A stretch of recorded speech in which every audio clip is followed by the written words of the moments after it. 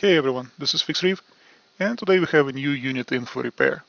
This is another oddity, which I don't really get a whole lot of, so I figured I'll have a video about it, and we'll together take a look at what is inside and what we can do about fixing this. So this is an electronic CO2 regulator. I personally do not use this type of device on my tank, but I know that it's fairly popular in the reefing community, and I'm not surprised that I'm getting this in for repair. I'm kind of surprised that I haven't received it before. So I normally do not repair the mechanical part. So for instance, if one of these pressure gauges is broken or a valve is broken, there is not a whole lot that I can do. But I was told by the customer that there is an electronic component inside here. They said that it does not work. So let's see if we can get the electronics back to the working state. So notice something that we don't get to see a whole lot these days, and this is the sign of made in the USA. So that's kind of cool. But there is not a whole lot of electronic component in here. The majority of all of this is all mechanical and gauges and whatnot. So the only thing that's electronic is going to be in this little box over here. So this is what we're going to look at. So if we flip this around, we will see this. I guess it was partially disassembled by the customer. That's the way I received it. I'm guessing that there was probably a back plate in here that they've removed that was covering it inside. So inside there is not a whole lot, not at all. So there is this. This got disconnected, but there is this. There is this black box that takes up most of the inside of this. Plus there is of course the regulator over on the other side, and I'm not exactly sure if this is a valve. That's probably a valve of some kind. This big metal piece over here is probably some type of a gas valve that regulates the gas and that turns it on and off. So my guess is that it's all controlled by this black box. There are some markings on the black box. It looks like it's a precision timer. Let me zoom in. So it looks like it's a precision timer by primetechnology.com, and it's got a few connectors on each side. And my guess is that that's where the problem is. What it says over in this faded and kind of damaged piece of paper here, that this is a 12 volt, it operates on a 12 volt, some type of a timer anyway. And so the power that it gets comes from the back over here. That's the jack for the power, and over on the front there is an LED, right, the red LED. So I'm guessing, again, I haven't used this myself, but I'm guessing that if this was a working unit, we would plug in the power supply, and this light would turn on, at least perhaps, if not permanently, then when maybe the valve turns on, I'm guessing, or maybe it just permanently turns on. So let's just go ahead and apply power to this. So I'm going to set it to 12 volts and turn it on. I don't see any power consumption showing on the power supply, and the LED is not lit. And whatever I do here with that knob does not make it any better. So something's dead. So let's take a look at this a little bit more closely. I'm going to go ahead and start disconnecting these wires here, and we'll have to be very careful about remembering what goes where, because of course they didn't bother to create color coding for this. So you have multiple blacks, you have multiple reds, and it looks like multiple whites going in all kinds of directions. So this is hopefully enough that we can open this up. Looks like it's not really glued, just the cover comes off fairly easily. And inside, however, it's all sealed in an interesting way. So it's covered in some type of epoxy, I'm guessing, similar to what you'd see on larger bridges and bridge diodes and things like that. So that's very similar. It doesn't, of course, help us because if we were to replace this or repair this, we would have to open this up. Kind kind of, from just the looks of it, let me zoom in a little bit. From the looks of it, it looks like there is maybe a MOSFET over here, maybe, or I don't know. Looks like a MOSFET. That's probably something that maybe a solid state relay, something that shuts the load on and off. Shuts probably the valve on and off. There appears to be a controller, this bigger box over here. That's probably some type of a controller, and I have no idea what this is. But this doesn't look great because we have to figure out how to open this up. Okay, so I'm back, and I had a chance to look at this precision timer here. Initially, I took it apart and I thought that it probably is bad on the inside. It's all covered in epoxy. It's not really repairable. And then I decided to test it and kind of figure out what it actually does. So it looks like it's a fairly straightforward device. The load is connected to these two connectors here, these two leads. And the load is going to be this guy. This is so this looks like a solenoid valve to me anyhow. So the solenoid valve is connected to the load. The power input comes onto these two pins. And this resistance is what sets the timer for this, how often it's going to trigger the load on the inside. And the resistance is coming off of the potentiometer, which is on the inside of the box. That circle, shiny part inside, which is on the other side, is essentially this this handle here, the knob that goes between 0.1 seconds, I think, and 10 seconds. So it's supposed to release a bubble every so often based on that setting. So this timer is actually working. I tested it. If I were to provide power to it, it would trigger the load at a certain interval when, as set by the potentiometer. So the timer is okay. However, then I decided to test the solenoid. Now the solenoid, well, the solenoid seems to be bad. I basically gave it some power, I think 12 volts on the inputs, just to see if it does anything. And it's a mechanical device, and I don't see any clicks. So now we are going to open this up and see what's going inside. So it should be serviceable. At least we should be able to take it apart partially. Let's see. It came apart, and look at this. That explains why nothing's working. It's completely rusted on the inside. My guess is that this little pin in the middle is supposed to go up and down every time power is applied. It's just covered in rust. So I don't think that this is actually now a repairable unit, and it needs to be replaced. That's the membrane. That's in even worse shape. And this is supposed to be the pin that gets pushed by the membrane right here in the middle, and I cannot move it at all. And I cannot open it up. I don't think this part actually comes apart. So I am fairly confident that this solenoid is dead. So we'll need to figure out how to replace this. Again, normally I do not repair mechanical issues. This is clearly a mechanical issue. There is nothing I can do about the solenoid. So I just went ahead and I got a new part. That's a brand new solenoid for this device. And that's what we are going to replace today.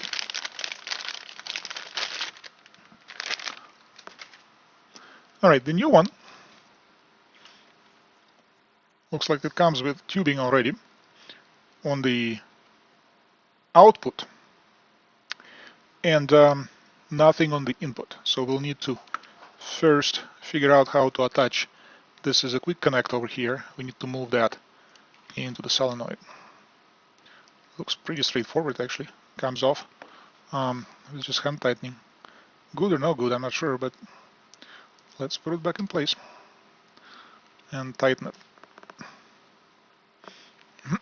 Alright, so that part's done.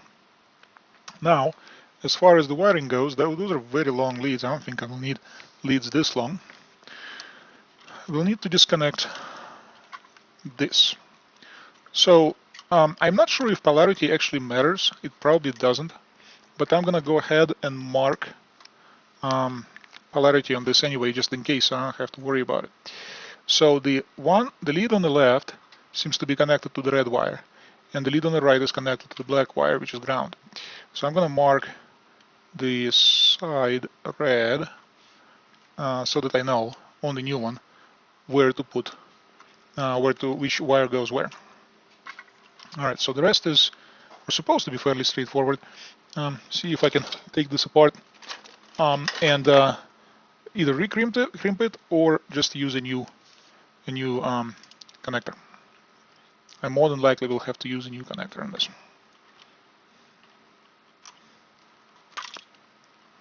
Okay, this came out fairly easily. Doesn't help me much, but okay. And the other one.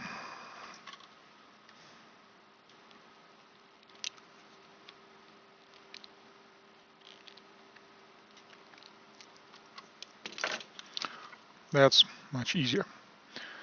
Okay, so let's get some new connectors like this. This should fit better. Yes, much better. Okay, so the rest should be fairly straightforward. Let's get about the same size leads.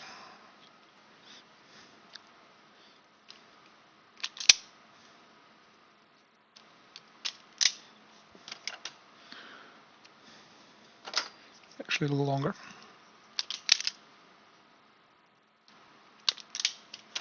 And all we have to do is just load them in. Okay, so black. So the one on the left is red. The one on the right is going to be black.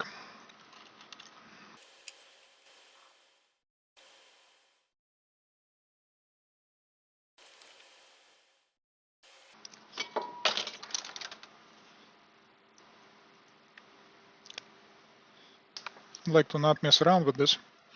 And I'm going to solder them to the connector just to make sure that everything's good.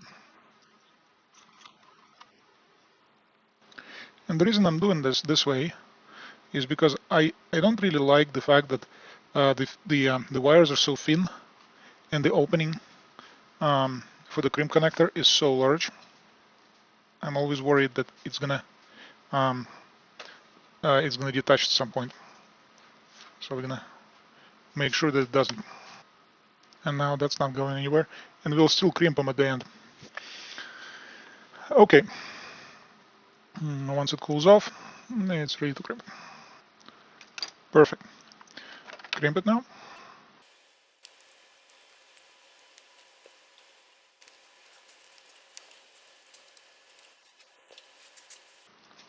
And it's not going anywhere. Okay.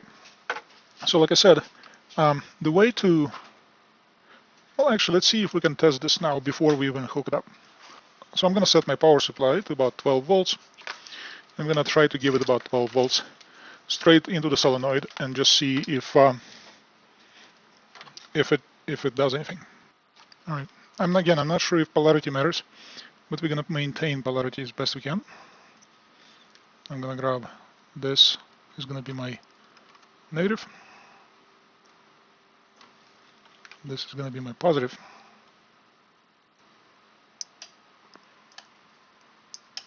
I don't know, guys, if you can hear it, but I can hear clicks inside. So the membrane works. Actually, let's take it apart.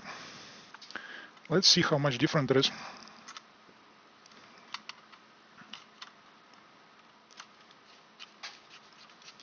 Or what it should look like when it's brand new. So no corrosion inside whatsoever. The membrane goes that black pin up on the top, which makes sense. And here is the pin that's supposed to go up and down. So let's give it power.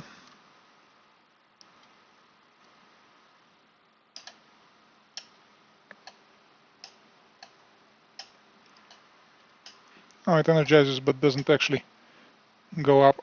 That's because the membrane is supposed to do this. What happens? Oh, that's magnetic. That's why. Silly me. That's a magnetic solenoid, not mechanical.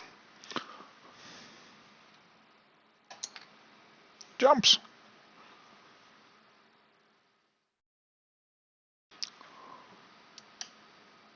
Goes in, comes out, goes in, comes out, and jumps.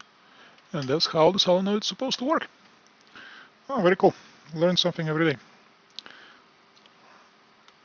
All right, let's put it back together.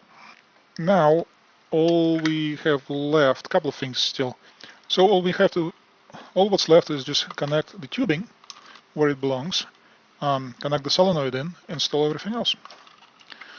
So the tubing should be straight forward. Let's see what's going to be easier.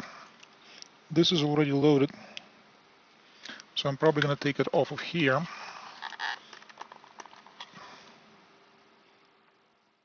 I may have to use a little bit of heat. This looks like a pain. Low settings for the temperature.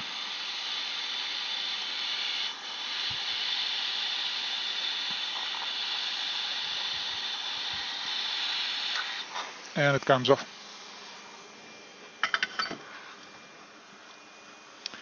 Okay, so it needs to be a little shorter, I think. So we can probably cut a good chunk of this.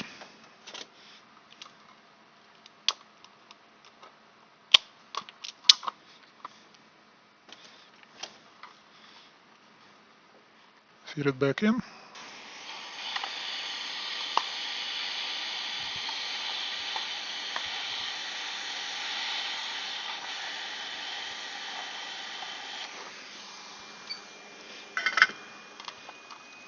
Perfect.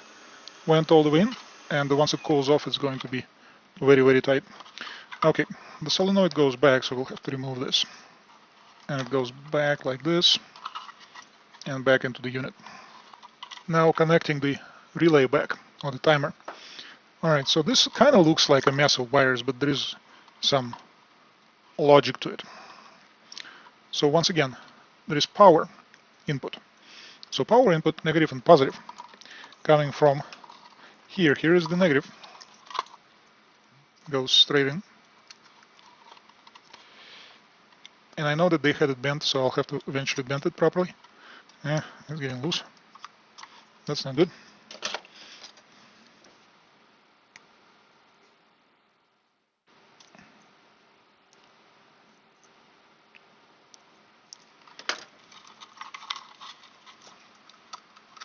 Okay, that's better.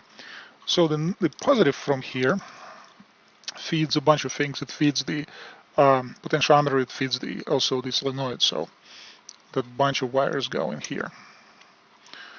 Now the load, the other side of the load, is going to be our negative solenoid.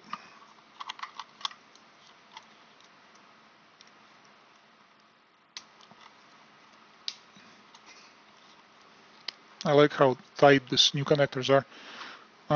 And finally, we have potentiometer.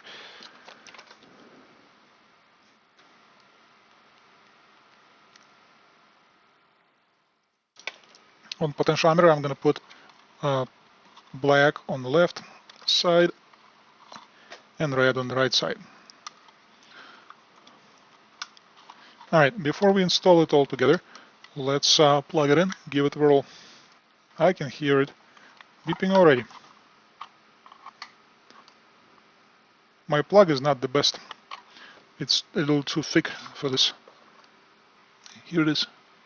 Clicks every second or so. And the light very dim, but it comes on. It's working perfectly.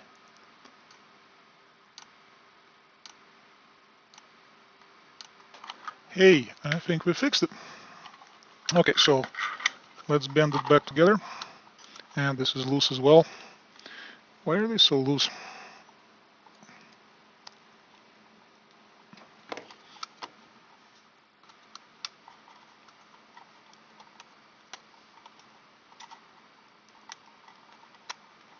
Much better. Okay. Alright, all of this now supposed to fit in here. And it does.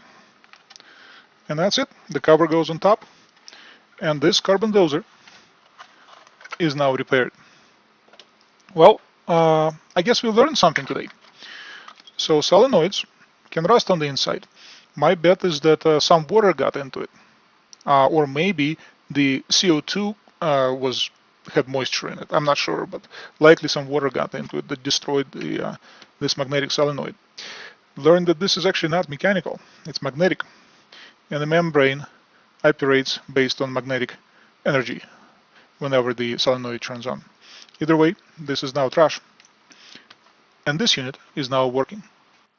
Well, thanks for watching. This was FixReef, and I will see you next time.